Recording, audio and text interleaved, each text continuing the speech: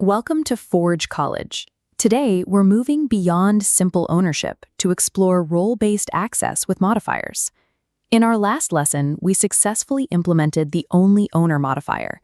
This created a hard requirement that restricted specific functions to a single authoritative address stored in the contract. But as a project scales, that single address becomes a problem. If every critical action requires a signature from the same person, your operational speed hits a wall. A growing decentralized app needs specialized operators, an upgrade manager for logic changes, a minter for token issuance, and an auditor to handle emergency pauses.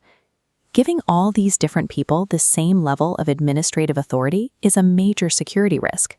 If the auditor's wallet is compromised, the attacker shouldn't automatically gain the power to mint 1 billion tokens.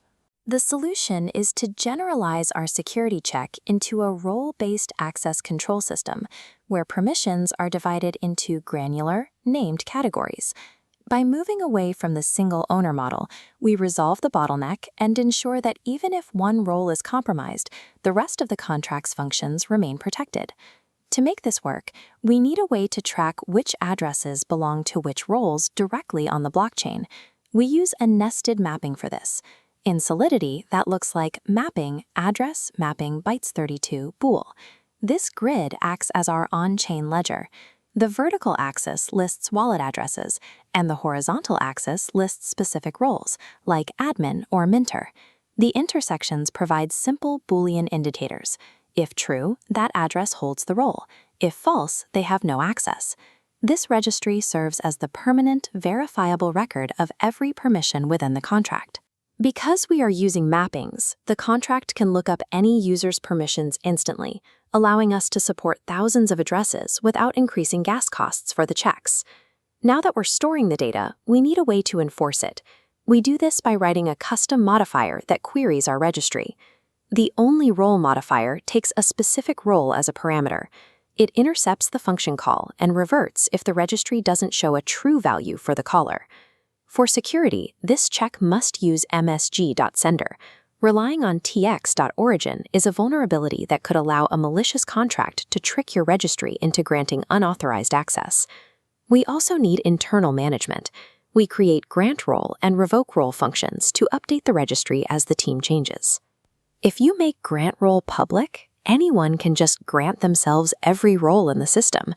That obviously defeats the entire purpose of the contract security. To prevent that, the management functions are themselves protected. As seen here, an incoming request to grant a role hits the onlyRole admin modifier. If you aren't already an admin, the request is rejected. But this creates a chicken and egg problem. How do you get the first admin into the system? We solve this in the constructor.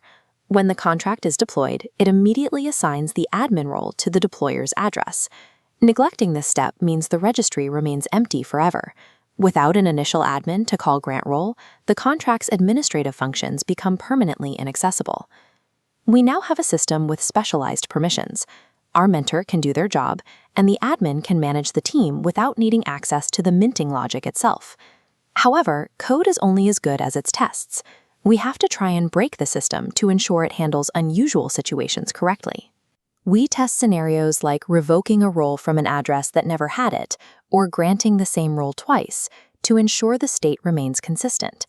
It's also vital to omit role granted and role revoked events.